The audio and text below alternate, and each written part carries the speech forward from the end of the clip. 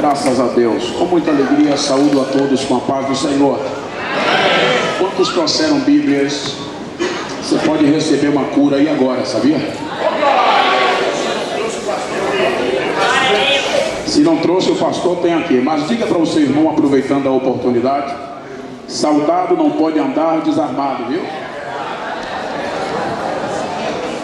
Abramos as nossas Bíblias no último livro do Novo Testamento, no capítulo 3 de Apocalipse. Vamos ler os versos de número 10 e 11.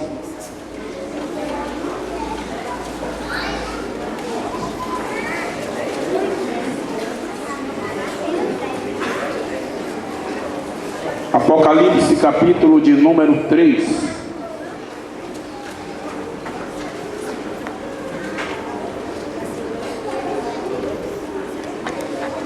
Versículos de número 10 e versículos de número 11.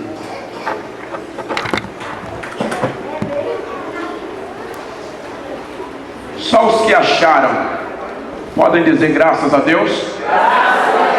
Vejo que todos encontraram. Como guardaste a palavra da minha paciência, também eu te guardarei da hora da tentação que há de vir sobre todo o mundo, para tentar os que habitam na terra.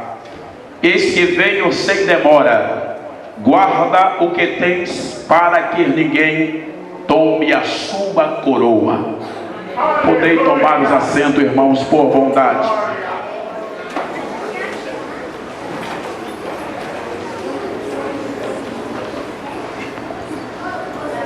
Louvado seja o nome do Senhor. Meus irmãos, nesta oportunidade que o Senhor nos concede, eu quero pregar subalterno ao tema: preparados para o arrebatamento. Quantos aqui estão esperando a vida de Jesus? Amém. A maior esperança da igreja, né? Quero magnificar a Deus pela vida do pastor Jonas, pastor regional do campo, por toda a confiança que ele me transmite ao estar assumindo esta plataforma santa para fazer uso da inerrante palavra de Deus.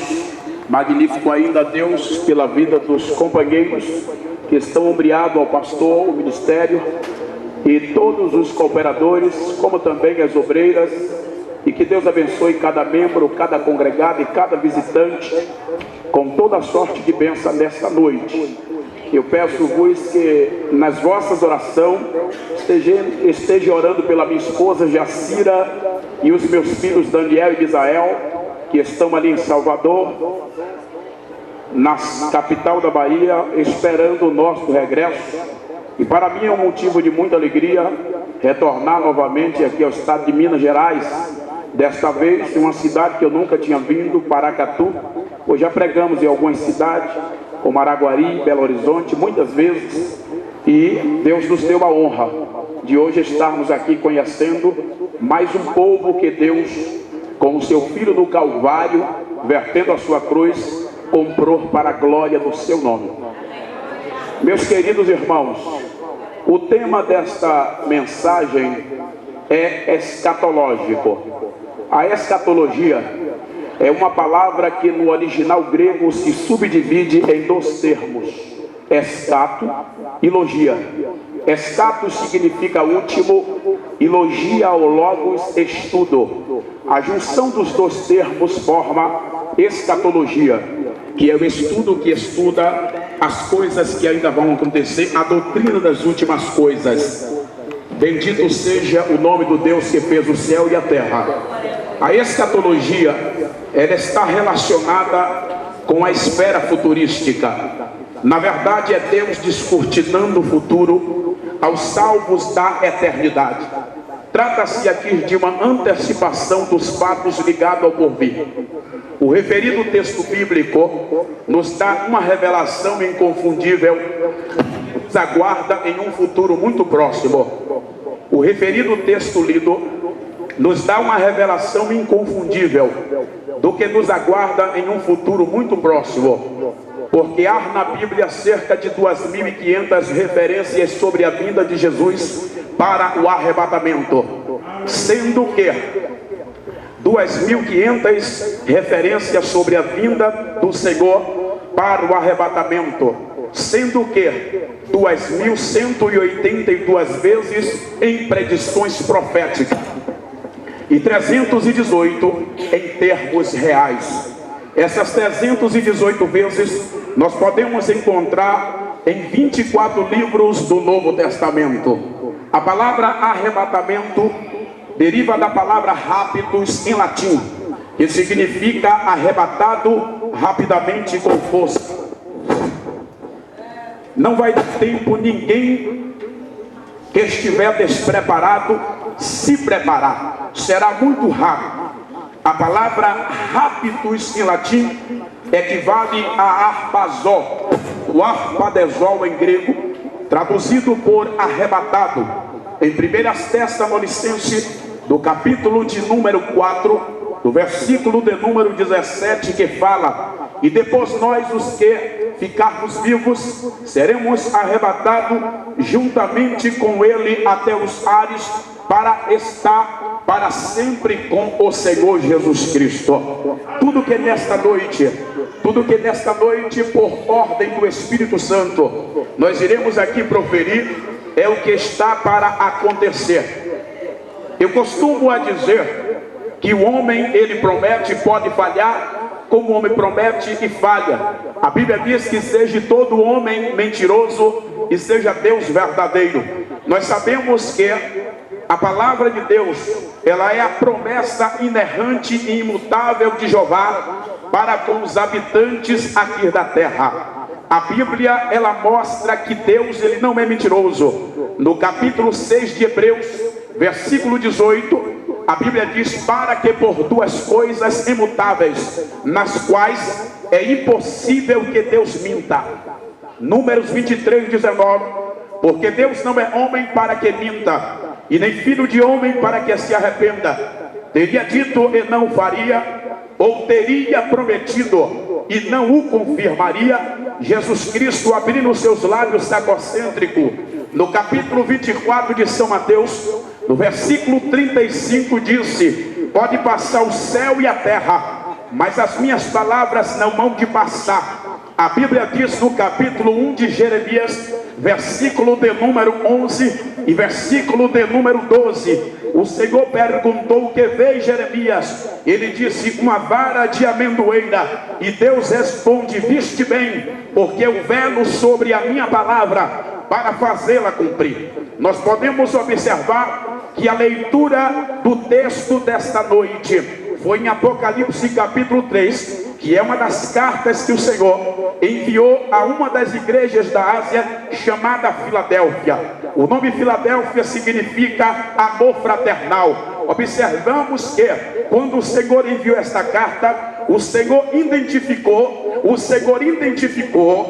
a qualidade da igreja de Filadélfia e a destacou como igreja mais compromissada do que as demais. Porque a Bíblia diz repetidamente por duas vezes, como no versículo de número 8: eu sei as tuas obras, eis que diante de ti pus uma porta aberta, a qual ninguém a pode fechar. Tendo pouca força, guardaste a minha palavra e não negaste o meu nome.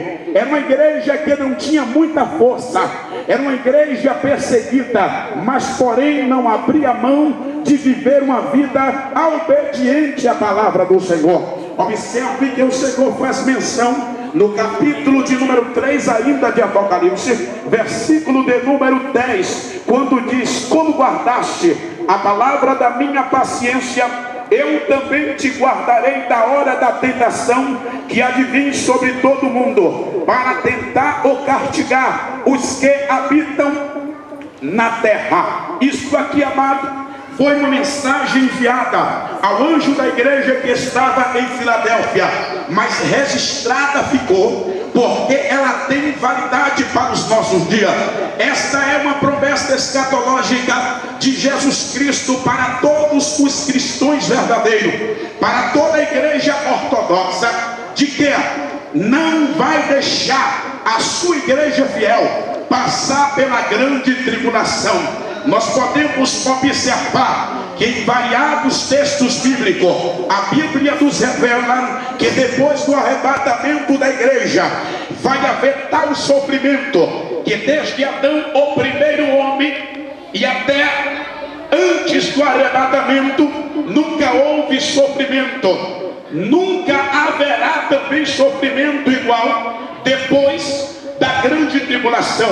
Sofrimento este que as pessoas procurarão a morte. Sofrimento este que as pessoas procurarão tirar suas vidas para escapar do sofrimento.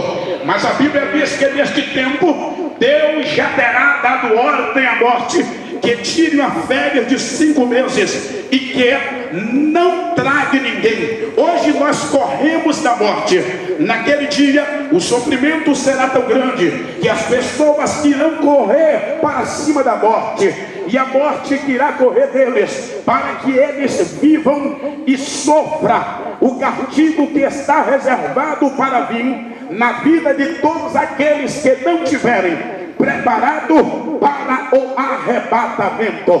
Por isso a Bíblia diz: como guardaste a palavra da minha paciência, eu também te guardarei, ou eu também te livrarei da hora da tribulação que há de vir sobre todo o mundo, para castigar os que estiverem na terra. Mas eu lendo esta passagem, eu pude observar, com o auxílio do Espírito Santo, que existe aqui uma porta de escape. Ela é estreita, mas dá para passar. Existe aqui uma porta de escape, uma oportunidade dada por Deus para que possamos, aleluia, alcançar o livramento deste momento tão triste, tão sofrido. É guardando a palavra de Deus. Eu posso dizer e posso provar com base bíblica, com muitas referências bíblicas, que o arrebatamento só diz respeito aos obedientes da palavra. Não são todos que têm uma Bíblia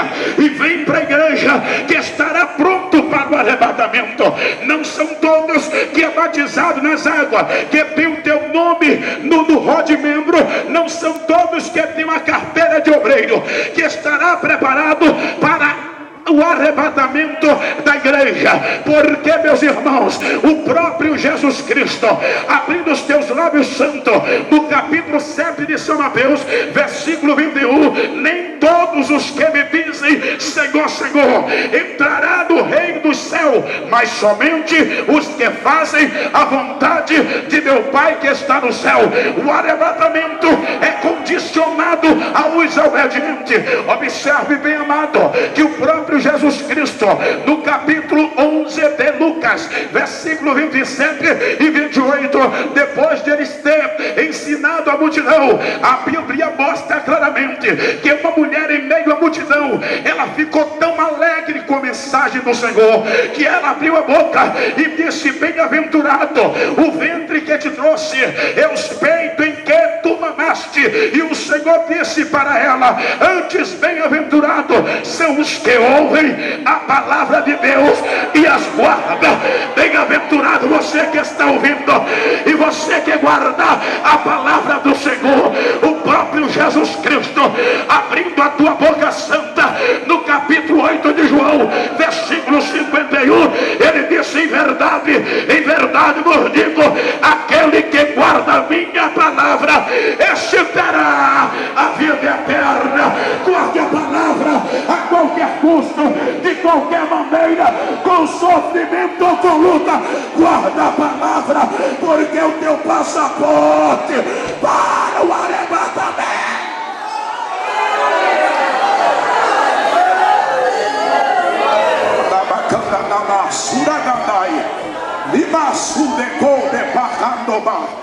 Estou começando a sentir uma graça, Deus Senhor aqui. Bendito seja o Deus que fez o céu e que fez também a terra. Este lugar vai ferver, meu irmão. A panela está começando a ferver. Te prepara, porque nesta noite ele tem bênção dobrada para crente fiel. Bendito é o nome do Senhor. Preparado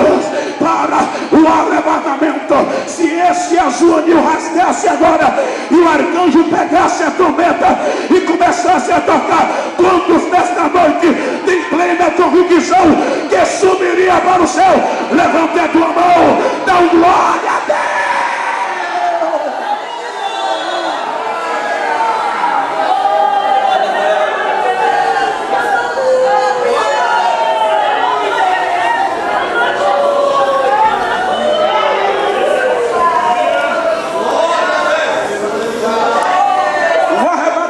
Só diz respeito aos obedientes.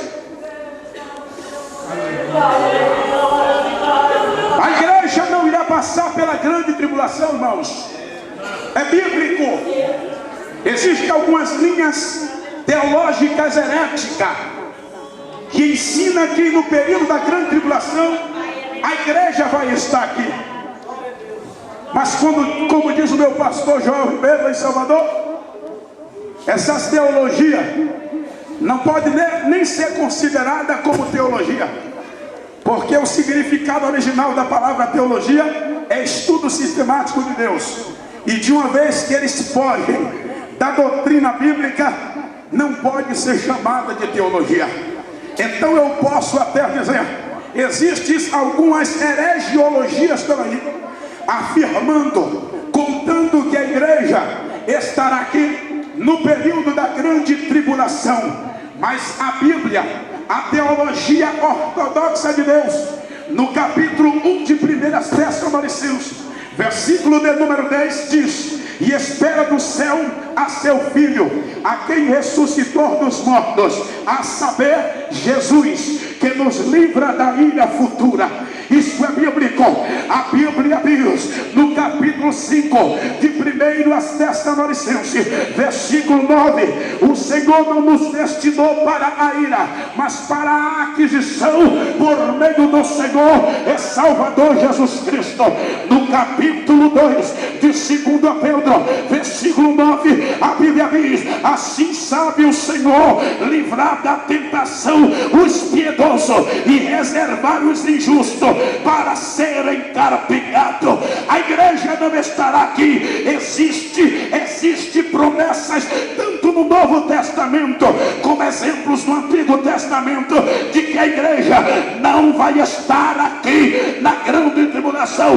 Quando essas heregiologias afirma e ensina que a igreja estará aqui no período da grande tribulação, em partes eu acredito sim que a igreja herética, o descompromissado que está no meio do povo de Deus, mas aquele que obedece a Bíblia, aquele que é submisso ao teu pastor,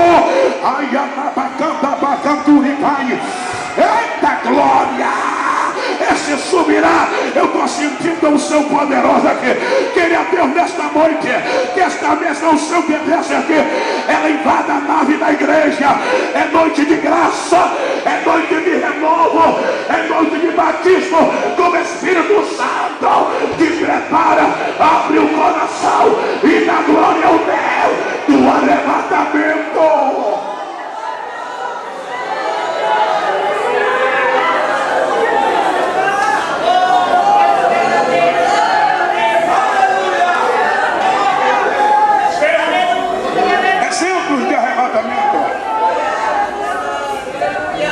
No capítulo 5 de Gênesis, versículo 24, a Bíblia mostra exemplo de que a igreja não estará aqui. Enoque andou com Deus, depois Deus para si o tomou e ninguém mais o viu. Observe onde está o exemplo de arrebatamento. Observe onde está o exemplo, a confirmação categórica de que a igreja não vai estar aqui. É que Deus, sabendo que lá na frente a igreja da época ia se corromper, Deus antecipou, levou Enoque, para que ele não viesse sofrer o mal que ia vir, ele ia ter que vir a sofrer. Porque a Bíblia mostra no capítulo 5, verso 24, que Deus arrebatou Enoque, tirou da terra e ninguém mais ouviu. Quando passa, amado, este acontecimento, passa-se poucos versículos, E a cronologia bíblica nos apresenta o capítulo 6 de Gênesis, que começa dizendo: e como se multiplicou os homens sobre a face da terra, e lhes nasceram filhas formosas, viram os filhos de Deus que as filhas dos homens eram bonitas, e tomaram para ti de tanto quanto escolheram, e casaram-se e deram-se em casamento. E a Bíblia diz que aqueles casamento misto, aquele casamento de crente com descendente de treva comuns, resultou em filhos rebeldes. A Bíblia diz que os filhos daqueles matrimônios eram conhecidos como os ensanguinários da época, homens de fama, homens que derramavam sangue inocente. E olhou Deus do céu abaixo e viu que a terra estava corrompida, e viu que todo o pensamento do homem era só má continuadamente. E a Bíblia diz que Deus diz: o meu espírito não habitará para sempre no homem, visto que este é carnal, os seus dias serão 120 anos. Bendito seja o nome do Senhor. A Bíblia nos mostra, amado, que os filhos de Deus abandonaram a palavra do Senhor, como muitos de nossos dias odiernos estão fazendo. Os filhos de Deus é a linhagem de Sete, conhecido como os setistas. As filhas dos homens, que é uma referência às mulheres ímpias, a descendência de Caim, conhecida como as cainitas. Desde quando Deus criou o céu e a terra, ele veio no capítulo 1 de Gênesis, deixando a mensagem de que trevas tem que ficar separado de luz, quando ele disse: haja agora luz, mas haja divisão entre treva e entre luz. E a Bíblia diz que o povo não se porcou com a mensagem de Deus, pegaram as mulheres, casaram-se e deram-se em casamento. A Bíblia diz que Deus tem uma reduzida fatal nos anos de vida. Observe só como o pecado diminui o nosso dia de vida aqui na terra. No capítulo número 5, a Bíblia mostra a genealogia de Adão, e a Bíblia diz que Adão viveu 930 anos. A Bíblia diz que outro viveu 850. A Bíblia diz que Metusalém viveu 960 anos. Foi o que mais viveu. Os homens viviam de 500 anos para cima, e quando eles deram vazão ao pecado, desobedeceu a palavra de Deus, Deus disse: mata, eles vão viver menos agora por causa do pecado. Deus disse: o seu dia será 120 anos. O pecado nos antecipa a sepultura. O pecado nos conduz ao lugar da morte.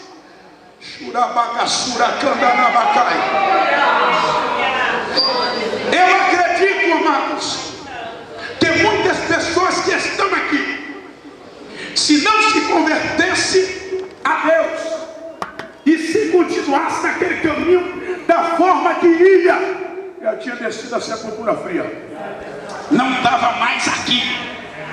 Agora, quando há arrependimento, quando há choro, quando há oração, é declarando a Deus: Senhor, eu pequei, Senhor, eu me arrependo, eu te aceito. Aí pronto, Deus se manifesta e acrescenta os dias de Ezequiel sobre a terra. Teu dia foi acrescentado. Então aproveita esses acréscimos de dia e faz a obra, prega o evangelho. Todo mundo te dê a mão para fazer, vai conforme as suas forças.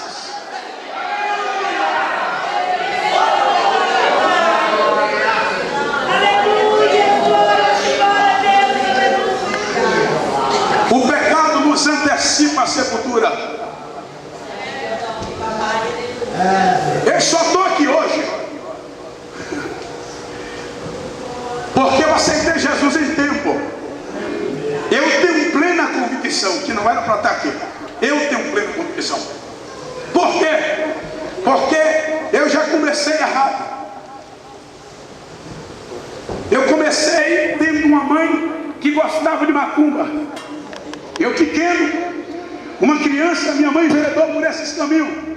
E a consequência de uma vida no meio de macumba, invocando Satanás, é que os filhos vão para as drogas.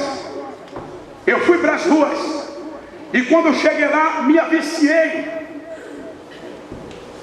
E depois de 3 meses dependente da droga, eu tinha que roubar para sustentar os vícios. E naquela proporção, o diabo, que não perde a oportunidade de roubar, matar e destruir, colocou no meu coração o desejo de prosperar como bandido e como criminoso. Formei 3 quadrilhas ao longo de 18 anos aproximadamente. Andava com a cintura rodeada de armas, cheio de demônio, infringindo todo tipo de lei que existia, traficando maconha, cheirando cocaína a noite toda, de maneira que até hoje eu trago cicatrizes nas minhas narinas. Aprendi a fazer a pedra de crack, comecei a fazer, vender, ganhar muito dinheiro. Era uma vida que o diabo preparou para a destruição da minha alma. Quase 20 anos nas garras do mal. Fui preso 11 vezes. Quando era preso, era colocado em um quarto chamado Sala do Pau, só de cueca, os pés amarrados lá em cima, a cabeça cá embaixo, as mãos algemadas para as costas, um pano no olho para nada ver, e depois pegavam cacetetes de borracha e de madeira, só batia nas juntas do corpo. Quando estava mole, babando, triturado de pau de cabeça para baixo, eles abaixavam as calças, pegavam um fio aproximadamente 220 volts, 2 pernas, encostava nas partes íntimas, queimava todas as partes íntimas, abria a boca na tora, pegava os 2 fios e colocava dentro da boca, estourava dente do lado direito, a boca queimou toda. Eu passei os dias sem poder beber água, sem poder comer. Aquele choque era tão forte que ele me jogava de um canto para o outro, de um canto para o outro, quando ele encostava aquela carga, de maneira que o corpo balançando, os braços faziam movimento, as algemas iam apertando, e enfim apertou, cortou meus 2 pulsos. Infelizmente até hoje eu trago marca de algema em meus 2 pulsos. Saí 5 vezes no jornal e uma na televisão. Aí Deus começou a trabalhar. Sabe como? Uma mulher do terreiro de macumba comprou o jornal e levou lá do terreiro de Umbanda, saiu mostrando aí um outro. Quando ela vai mostrar a minha mãe conheceu e disse: este é meu filho. Caiu de costa, desmaiou, foi para a emergência, colocada no soro. Quando ela levantou, ela pegou a roupa de terreiro de macumba, jogou fora, correu do hospital. A primeira igreja que viu, entrou parecendo uma maluca, gritando: eu quero aceitar a Jesus Cristo como Salvador da minha vida.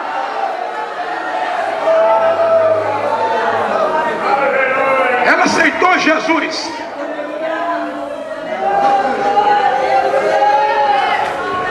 No outro dia ela estava no círculo de oração, colocando meu nome no caderno de oração, na proporção que a minha mãe orava de um lado, do outro lado eu, traficante, cheio de dinheiro, cheio de arma, empolgado, pensando que estava no bem bom, por meio da oração da minha mãe.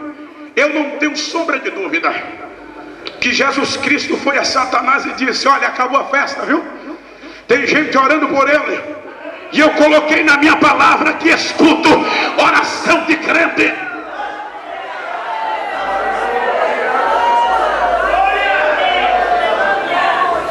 Eu comecei a perder tudo. Me aviciei no crack. O crack na boca dos traficantes, na boca dos aviciados, é chamado de pedra do diabo. É a droga que faz o rico ficar pobre, faz o pobre virar mendigo. A droga chamada crack, ela tira a fome e tira o sono. Eu passava 8 noites e 8 dias usando aquela droga, sem dormir, sem bater o olho e sem comer nada. Já estava tão magro que quando eu vinha andando de lá para cá, não sabiam se eu estava de frente ou se eu estava de lado. Seco, parecendo uma caveira.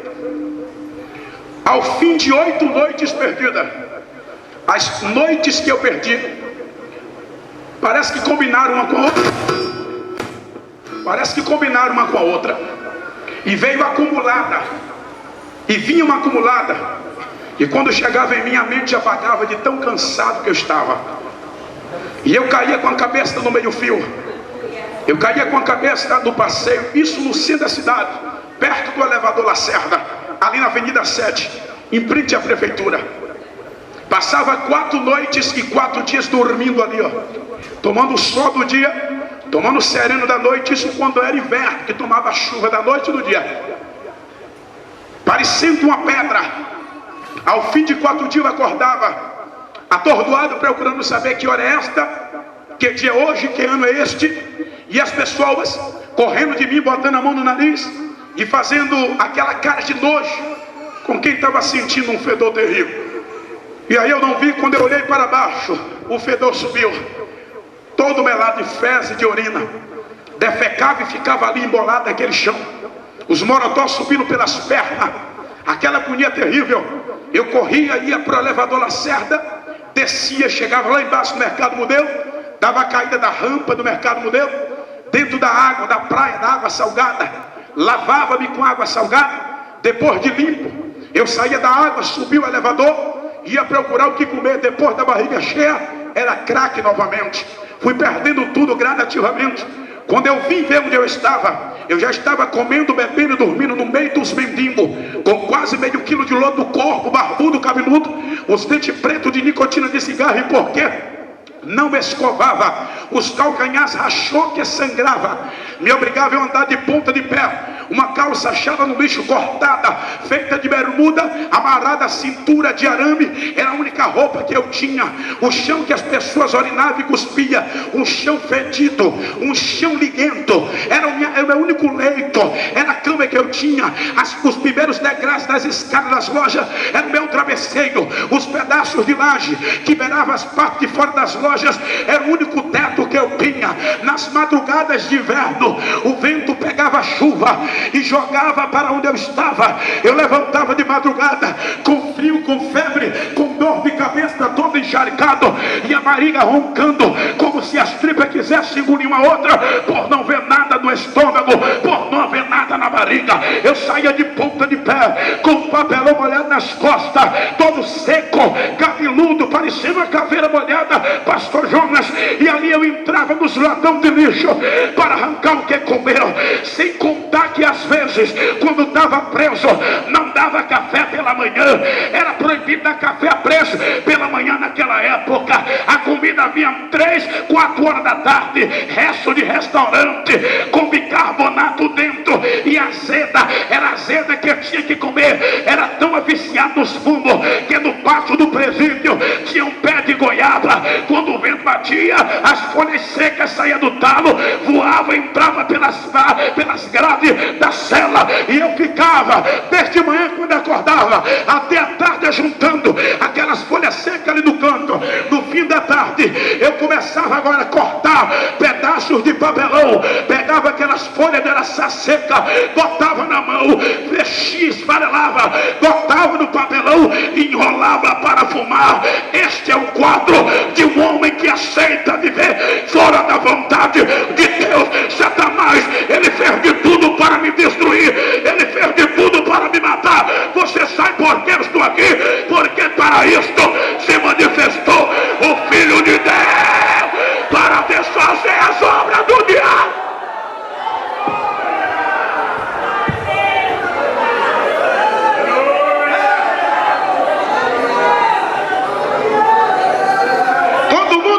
Não tem jeito. O jeito é a ponta da faca e o câmbio revólver. Um dia no centro da cidade passou um rapaz. Eu dentro do latão de lixo disse: ei, mendigo. Quando eu levantei a cabeça e olhei, ele disse: você é pau torto, viu? Nasceu torto para morrer torto, para você não tem jeito. Eu acreditei que para mim não tinha jeito mesmo. Foi uma seta que Satanás conseguiu atingir o meu coração. Naquela situação aparentemente perdida, eu voltei para o meu estado, no lugar que costumava mendigar, depois de ter comido lixo.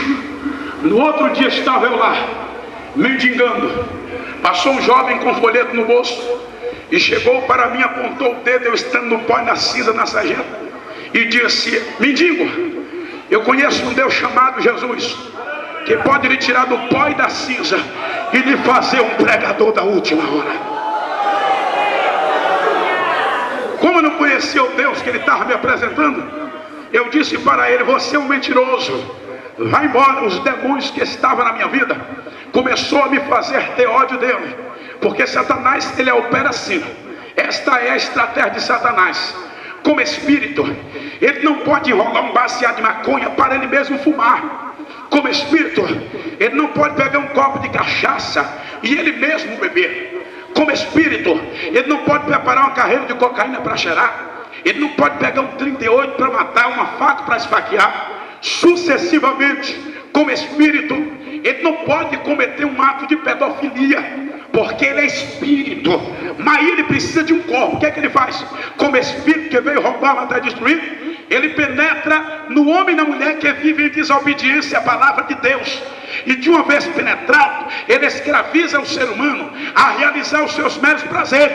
Aí o ser humano faz o que ele quer. O que o diabo bota na mente, ele faz. Porque a Bíblia diz em 2 Coríntios 4:4, ele cega logo o entendimento. A Bíblia diz no capítulo 13 de Lucas, que quando ele entra, ele leva a pessoa a estar encurvado pelo álcool, pela droga, pela prostituição. É assim que o diabo age. E lá o rapaz estava me pregando um caminho de vitória, e eu achando que ele estava mentindo, mandando ele embora. Ele disse: olha, rapaz, tem jeito para você. Eu disse: não tem, eu sou pau torto, nasci torto, vou morrer torto. Ele disse: é mentira do diabo.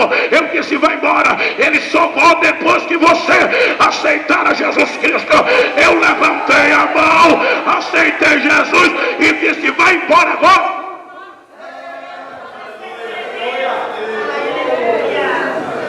Ele insistiu tanto que eu disse: você é abusado. É o mais abusado que eu já vi. Só sai daqui depois que você aceitar Jesus. Eu digo: tá certo, se eu aceitar o seu Jesus, você vai embora? Vou. Levantei a mão, aceitei Jesus, disse: agora vai. E ele chegou para mim, fez uma oração. Ele pregava para mim, eu começava a chorar, mas eu queria que ele fosse embora mesmo. Naquele momento eu aceitei Jesus Cristo, mas acreditando na tese do pau que não podia se consertar, do que na possibilidade de o Deus que ele estava me apresentando mudar a minha vida. Eu não conhecia o Deus dele como hoje eu conheço. Então eu disse: vou aceitar para ele ir embora. Amado, mas eu não sabia que Deus colocou na tua palavra que aquele que confessa diante dos homens na terra, eu confesso diante do Pai que está no céu. E naquele momento, na minha ignorância, para a vergonha de Satanás e para a glória de Deus, ele estava confessando a Jesus Cristo, o carpinteiro, o filho de José. Que quem sabe disso é Satanás. Você esqueceu que eu sou carpinteiro por essa vez? Fica aí de camarote sentado, olha o que é que eu vou fazer. Aí Jesus Cristo, o carpinteiro por essa vez, me pegou pela mão direita, espiritualmente falando: vem cá, pau torto, você vai conhecer agora a minha carpintaria.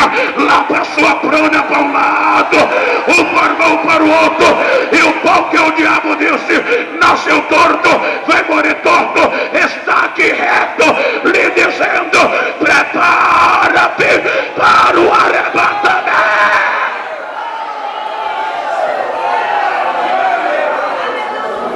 Alamassura gandamaca sai de Corabá. Quem diria, né?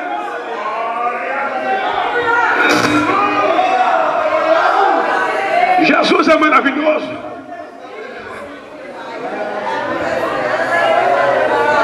Quem diria? Que obra maravilhosa que ele faz. Pega o homem do pó, do monturo erto necessitado, e bota para se assentar entre os príncipes do seu povo. Deus, ele é fiel, ele vela sobre a tua palavra para fazê-la cumprir. Se tem alguém aqui que está sofrendo com um parente, a solução sabe o que é? Faça o que a minha mãe fazia. Ela pegava Atos 16:31, botava entre um joelho e outro, dobrava o joelho, abria e dizia: Deus, está escrito que se eu crer no Senhor Jesus Cristo, será salvo eu e a minha casa. E Deus, como Ele não nega a tua palavra, Ele disse: é verdade, eu tenho que tomar uma providência. Deus vai lhe exaltar, Deus vai lhe dar vitória. O melhor de Deus ainda está por vir. O melhor de Deus vai chegar, o melhor de Deus vai chegar. Tu vai cantar o hino da vitória.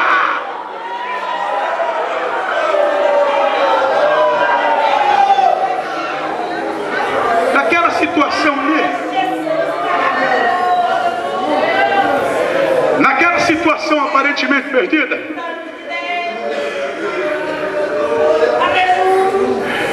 eu te fui tirado das ruas e levado para a carpintaria, centro de recuperação. Quando chegou no centro de recuperação, o sino batia para o refeitório. Almoço, eu era o primeiro a chegar lá. Quando eu chegava e metia a mão no prato, o obreiro dizia: olha, aqui na casa de sua mãe não, rapaz. Eu já ficava virado. Estava um pouco na carne ainda, não estava crente direito. Já ficava triste ali. Ele dizia: aqui tem ordem. Foi por falta de ordem que você veio para cá. Aqui tem ordem. Aqui tem que dar livro, capítulo e versículo, o endereço e tudo. Livro, capítulo, versículo e o que lá está escrito. E a ordem é: quem não tem versículo, ó, tira o prato. Eu que nunca tinha ido ao colégio, eu que não sabia ler nem escrever, nada, nem a soletra, não conhecia nem a letra. E agora não tinha versículo. E aqueles que tinham versículo, eles tinham dado, já estavam na mesa comendo. Me vendo que eu fiquei por último, não tinha versículo, meu prato foi tirado. Cochichava um por cima do ombro do outro. E olhava para mim e começava a dar risada. E o cão lançava cada pensamento na mente: rapaz, você deixou preso na cadeia com fome. Quebra esses caras no pau aí. Come tudo que você puder. O que não puder comer, derrama e vai embora. E aí uma voz suava do ímpeto da minha alma: meu filho, você me aceitou. As lágrimas, amado, vinha quente.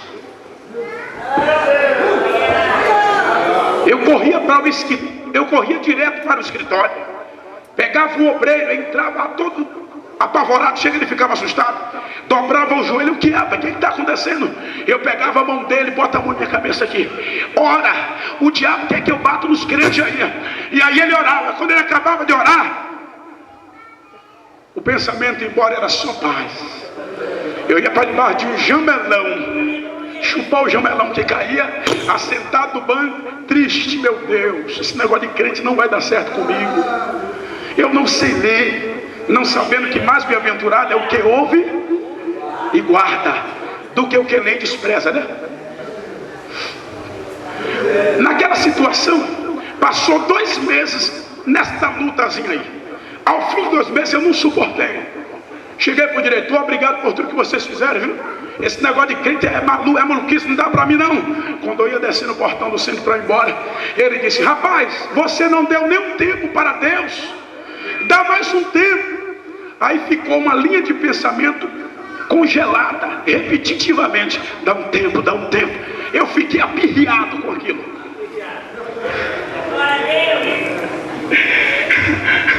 A linguagem nordestina, né, baiana, apirriado. Aqui como é, pastor? Como é aqui? Zangado, irado, injuriado. Eu fiquei apirriado naquele dia. Naquele momento, eu voltei e disse: com uma condição, eu vou dar 30 dias para o seu Deus. Como? Me ensine a fazer uma campanha de jejum e oração. Essas misturas que você faz, me ensine hoje. E ele disse: tá certo. Me ensinou com muito amor. Naquela mesma madrugada, eu saí do quarto que dormia, ia para debaixo de um pé de manga, fazer uma oração que com 1 mês e 40 dias atrás, com 20 dias que eu estava no centro de recuperação, eu ouvi o irmão clamar bonito demais. Eu dobrava o joelho do lado dele: Deus, me ensina a gravar esta oração. Eu gravei a oração do irmão. Sabe qual era a oração do irmão? que eu gravei também, orava: Senhor, o Senhor é mestre da letra, né? Então me ensina a ler, Senhor. Me ensina a ler. A oração era só essa. No outro dia, levantava de manhã cedo: Senhor, até o meio-dia eu não como pão nem beber água, mas me ensina a ler, se o Senhor é o mestre da letra. Com 19 dias, fiz a campanha de 30 dias. Com 19 dias, o sino bateu para ler Bíblia. Peguei o Novo Testamento da capa azul ganhado dentro do presídio. Levei comigo para debaixo do pé de jaque. Quando eu abri, eu me deparei com tanto número e tanta letra, que eu entrei em desespero de choro. As lágrimas caem na parte da Bíblia, eu limpava e dizia: Deus, eu sempre vou ser um crente espiritualmente capenga. Senhor, vou estar manquejando, caindo. Senhor, não sei ler. Quando eu dizia isso, chorando, com aquele desejo de aprender a ler para ser um pregador do Evangelho, uma voz falou comigo por 3 vezes: meu servo, concentra-se no início da escrita. Quando eu concentrava, eu sentia uma mão menor que a minha pequena penetrar na minha testa, uma mão invisível. Quando ela penetrava, cá atrás, a mão fechava, como dentro desse caroço aqui. Quando a mão retrocedia, eu ia tendo percepção das letras e da sua junção. Eu ia lendo. Quando eu vi que Deus, instantaneamente, o mestre da letra, Ele me deu o dom da leitura, eu peguei a Bíblia, saí dando pinote e dizendo: glória a Deus, Ele é o mestre da letra mesmo. Eu aprendi a ler.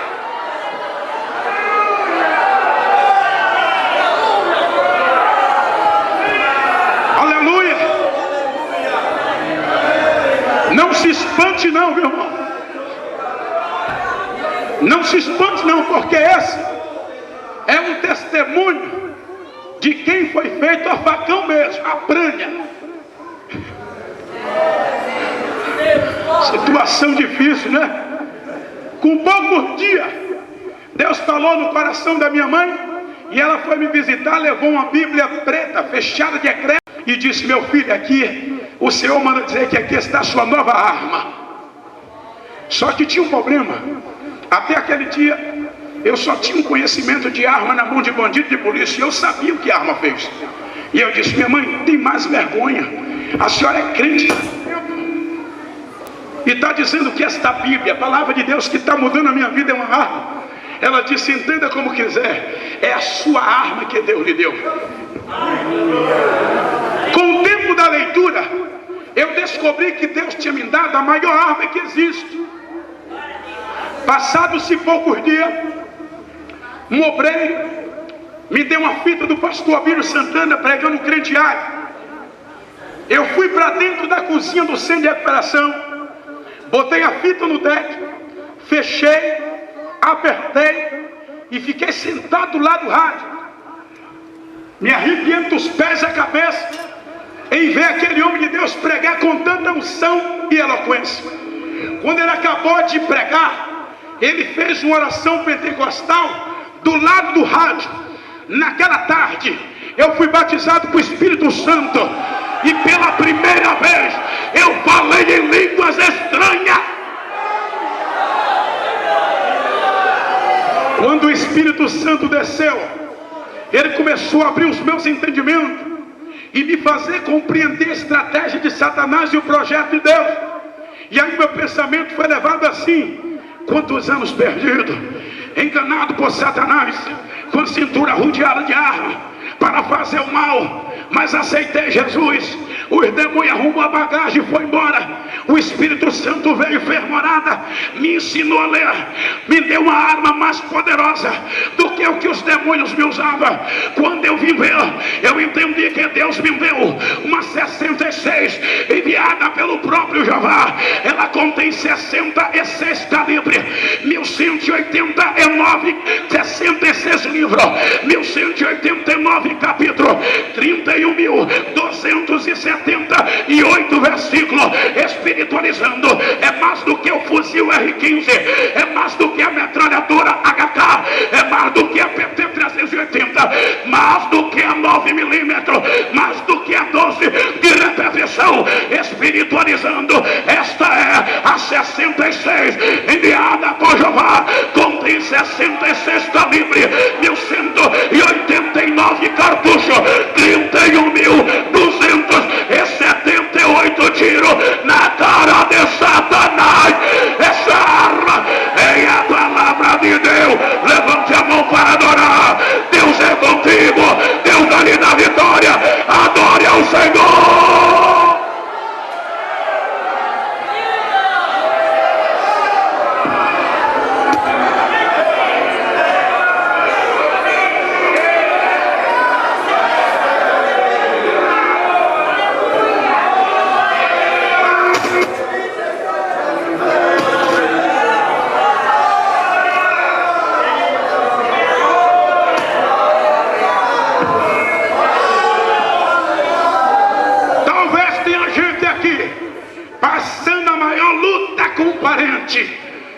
Aleluia.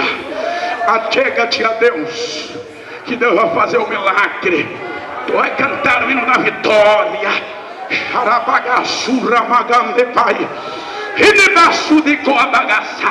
Voltando à mensagem, o pecado nos antecipa a sepultura. O pecado marca-nos o encontro com a morte antecipadamente.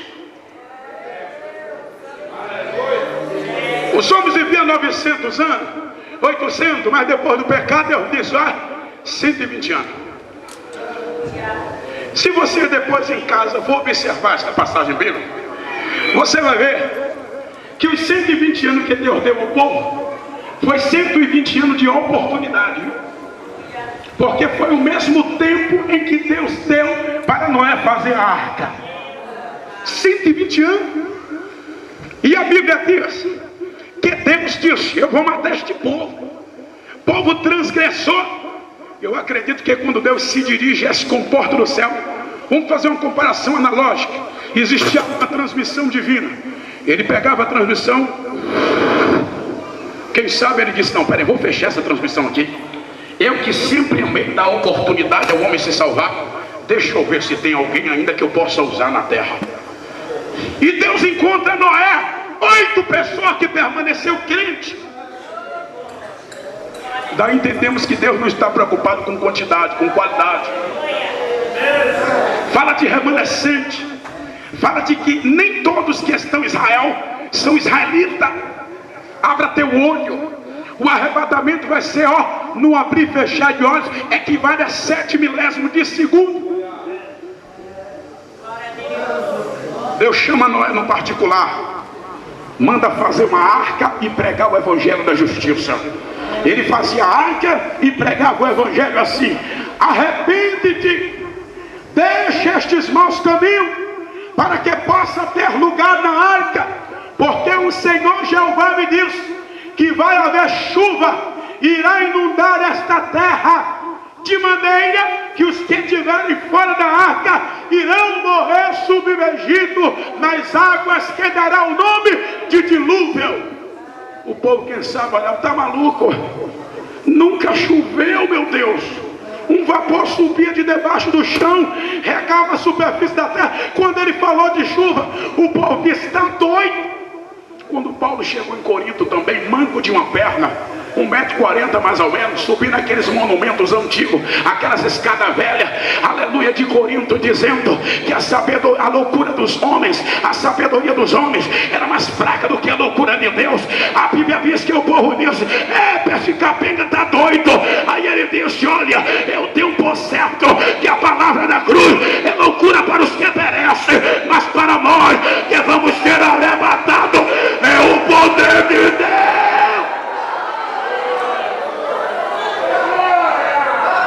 Às vezes eles chamam de louco pela aí, né? Quando eu e você prega o arrebatamento, prega que o corpo santificado de Jesus Cristo vai ser tirado da terra. Deixa eu chamar, irmão. A Bíblia diz que aprove a Deus salvar os que querem pela loucura da pregação. Noé foi taxado como louco, mas a Bíblia diz que ele foi fiel na mensagem. Pregou 120 anos, não teve alegria de ver uma alma se converter. Já pensou que fé firme? Meu Deus do céu. 120 anos se passaram e o povo não quis nada. A Bíblia diz que os animais já estão dentro, conforme Deus deu a ordem. A família de Noé posteriormente, e Noé trava a porta por dentro, e a Bíblia diz que Deus vem por fora e dá um selo. Aquele selo significa oportunidade perdida, fim de misericórdia, o favor imerecido de Deus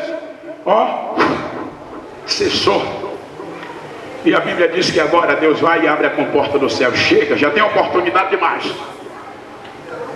A água começou a descer. Quem sabe alguém zombou: esta aguinha aí que vai mudar a terra. Noé está todo mesmo, rapaz. E Deus, quem sabe, ouvindo isso, vai lá no vale. A Bíblia diz que os vales e a fonte transbordava.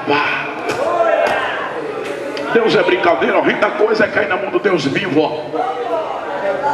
A Bíblia diz que era água de cima e água de baixo. Imagina, e o povo no meio, e a arca lá, com a porta selada, porta da salvação, ó. Fechou. A Bíblia diz que a terra inundou de água. A arca começa a boiar. As pessoas começam a passar submergida, levada pela correnteza do dilúvio. Tronco de árvore arrancado pela raiz, animal. Eu acredito, a Bíblia não diz, que alguns ainda conseguiram nadar para a porta da arca. E quando chegaram lá, Noé, pelo amor de Deus, abre a porta, nós vamos perecer, Noé. Sou eu, fulano, que está aqui. Imagine só aquele homem que pregou 120 anos, não teve alegria de ver um homem se converter. Coração pula de alegria. Vem cá, canção. Vem cá, cão. Vem cá, sem chave. Vem cá, minha esposa. Vamos destravar esta porta aqui. Almas para o Senhor. Eles estão se arrependendo. Tirou toda a trava por dentro. E depois começaram a forçar para abrir. A Bíblia diz que a porta não se abriu. E veio dilúvio e destruiu a todos, porque a porta que Deus fecha, ninguém pode abrir. Ei, abra o teu olho. Jesus Cristo disse, como foi no dia de Noé, assim será na vida do Filho do Homem.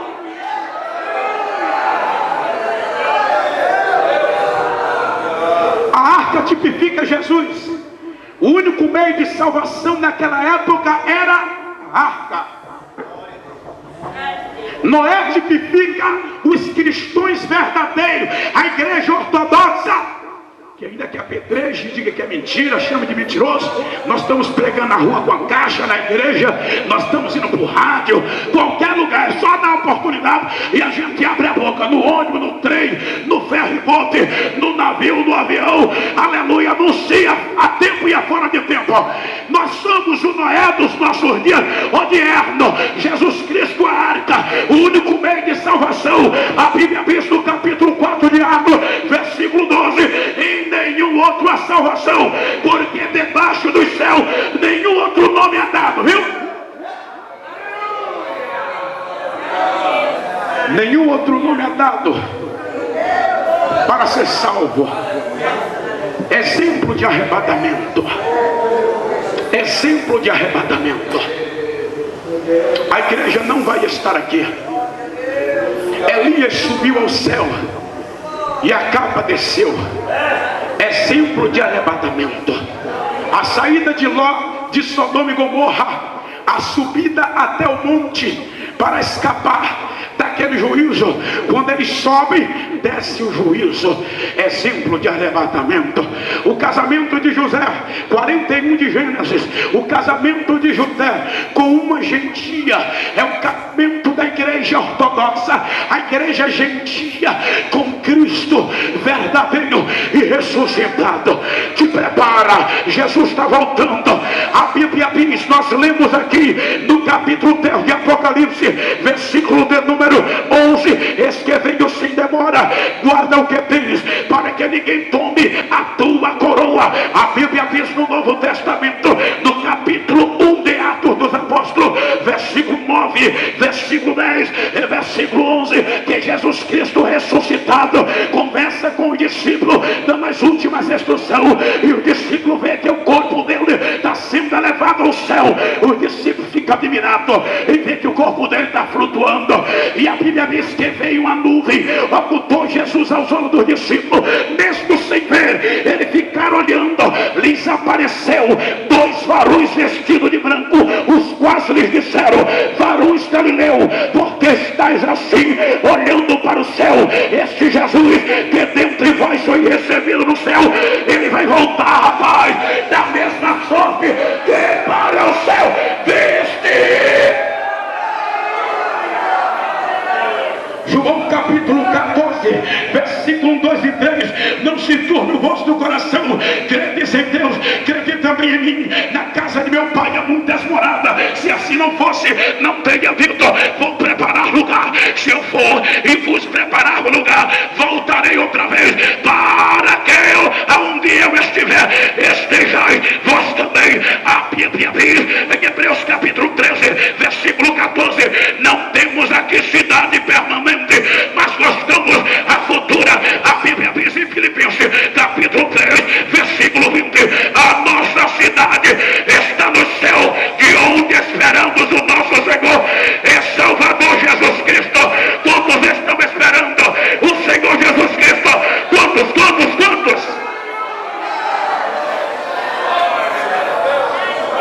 E na vaga sai de Curamá. Preparados para o arrebatamento. Preparados para o arrebatamento. Tem muitas pessoas que não estão mais esperando a vinda de Jesus.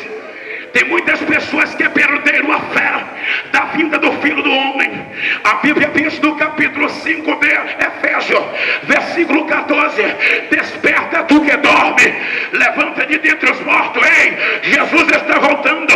A Bíblia diz no capítulo 13 de Romanos, versículo de número 11: e isto digo, conhecendo o tempo, que é já hora de despertarmos do sono, porque a nossa salvação está agora mais perto de nós do que quando aceitamos a fé. Ei, na vida de Jesus Cristo não vai dar tempo buscar aconselhamento pastoral.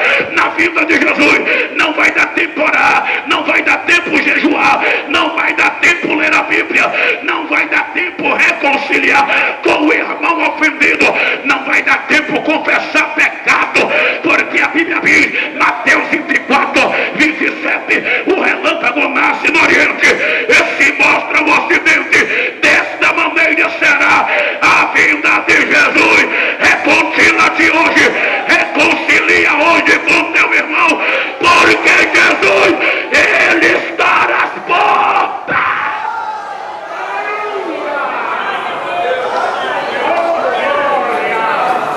O apóstolo São Paulo, no capítulo 15 de 1 Coríntios, versículo 52, é usado pelo Espírito Santo dizendo: em um momento, não abrir e fechar de olhos, equivale a 7 milésimos de segunda. Hebreus capítulo 10, versículo 37, pelo pouco cheio de tempo, o que há de vir virá e não tardará. O que há de vir virá e não tardará. A Bíblia diz em Apocalipse capítulo 1, versículo 3: bem-aventurados os que lêem, os que ouvem e os que guardam as palavras desta profecia, porque o tempo está próximo. Apocalipse capítulo 22, verso 7: eis que presto o reino, bem-aventurados que guardam as palavras desta profecia. Apocalipse 22, versículo de número 12: eis que venho sem demora, e o meu galardão está comigo, para dar a cada um segundo as suas obras. Apocalipse capítulo 22, versículo 20: aquele que testifica essas coisas diz: certamente cedo venho. Quando Jesus vier, amado, quem não tiver santificado vai ficar aqui, não adianta, não vai subir. A Bíblia diz, Apocalipse 22, versículo 14: bem-aventurados os que lavam as suas vestes no sangue do Cordeiro Santo, para que ele dê direito à árvore da vida e possa entrar na cidade pelas portas. Lavar as vestes no sangue do Cordeiro Santo significa santificação, pureza. A Bíblia diz em Hebreus 12, verso 14: segue a paz com toda e a santificação, sem a qual ninguém verá Deus. A Bíblia diz em 1 Pedro capítulo 5, versículo de número capítulo 1, verso 15: aquele que te chamou é santo, seja vós santo também em toda maneira de viver. A Bíblia diz em 1 Tessalonicenses 5, 23: e o mesmo Deus de paz nos santifique em tudo, e todo o vosso espírito, e toda a vossa alma, e todo o vosso corpo seja plenamente santificado para a vinda do Senhor Jesus Cristo. Não adianta, Deus não quer só tua alma, Deus não quer só o teu coração. Se Deus quisesse só o coração, Ele botava um coraçãozinho andando com o pé e duas mãos pela aí. Ele quer a tua alma, Ele quer o teu espírito, Ele quer a tua cabeça, Ele quer o teu santifica-te, santifica-te. Ele está voltando.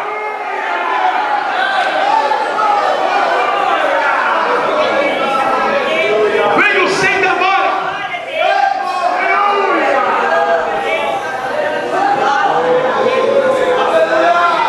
Amasso da dentora bagaçoura. É assim que Deus faz. Deus pega um do pó e levanta para pregar a palavra. Se cada um fosse contar o testemunho aqui, amado, não ia dar nada que prestasse aqui. Se desse oportunidade a cada um aí, não ia dar nada que prestasse. O passado era só bagaceira.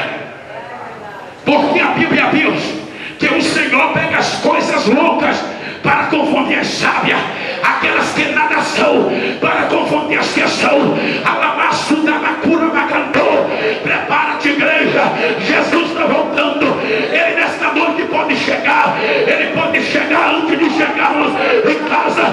Todos os sinais da vida de Jesus Cristo está se cumprindo. Quando a gente sai de casa, o sinal da vida do Senhor, a gente entra no ônibus, o sinal da vida de Jesus, a gente liga o televisor, o sinal da vida do Senhor, a gente liga o rádio. Olha aí, o sinal da vida de Jesus. O que é que está voltando agora? É Ele arrebatar a igreja. Levanta a mão para adorar.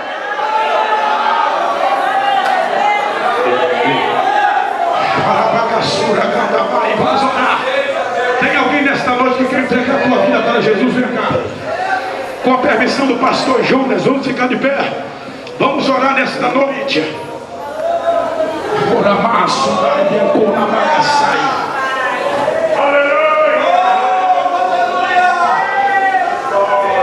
Isso é sério, isso é sério, isso é sério.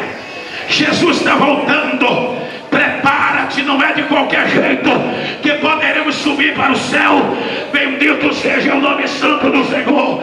Quantos aqui quer receber da parte de Deus uma porta aberta na mão da mão? Então fecha o teu olho aí para orar.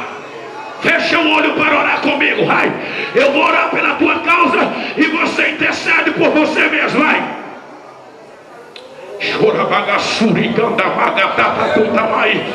Oh meu Deus do céu, ó quanto o povo está aqui, Senhor, para ouvir a tua palavra.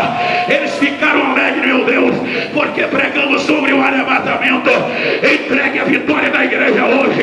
Enamacatura e magandoi, Itamassuremecou, Enandoquiadamar, Itociagademai.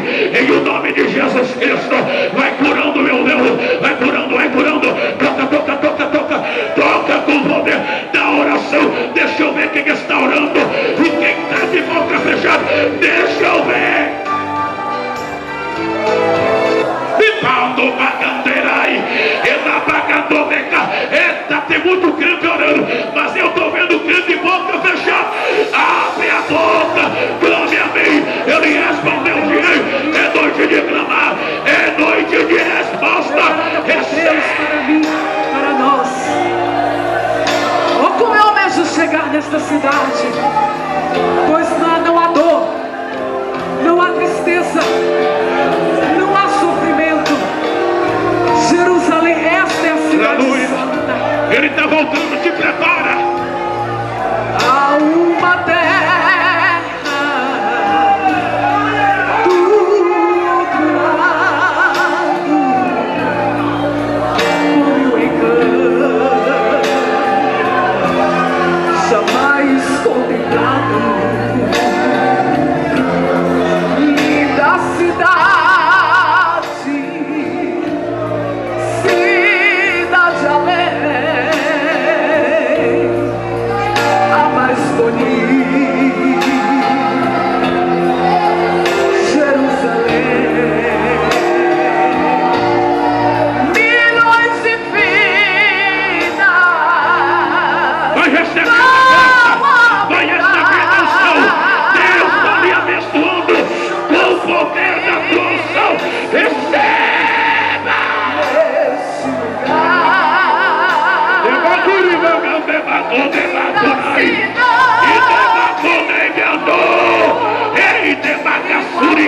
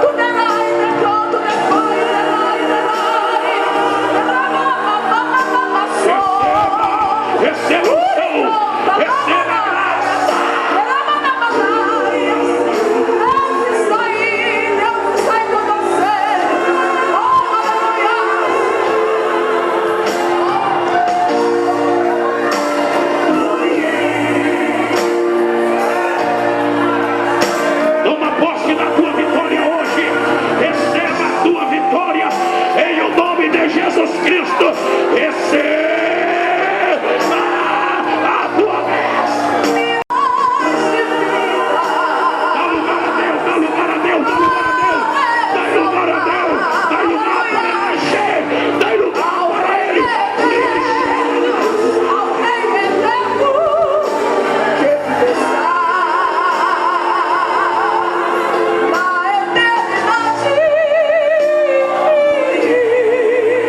para sempre. Amém. Glória à cidade,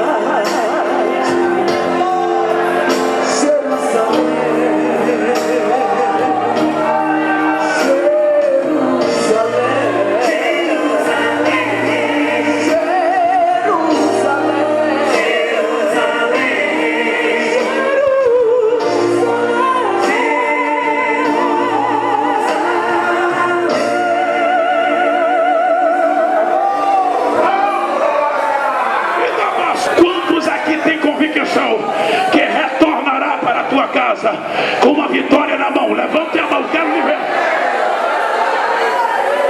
Pela tua fé, receba. Tem alguém que quer aceitar a Jesus hoje? Alguém que quer se reconciliar com Cristo? Venha. Ele te ama. Nós não sabemos o que pode nos acontecer ao deixarmos este santuário de adoração. Nós sabemos que a morte não manda recado, e Jesus Cristo não marcou tempo para voltar. Apenas Ele nos honra, nos advertindo com os sinais que antecipam a sua vinda. E nós temos visto os sinais. Tem alguém que quer vir para Jesus? Ele te ama, venha.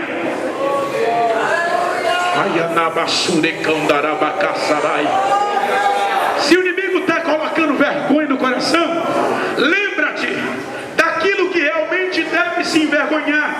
Às vezes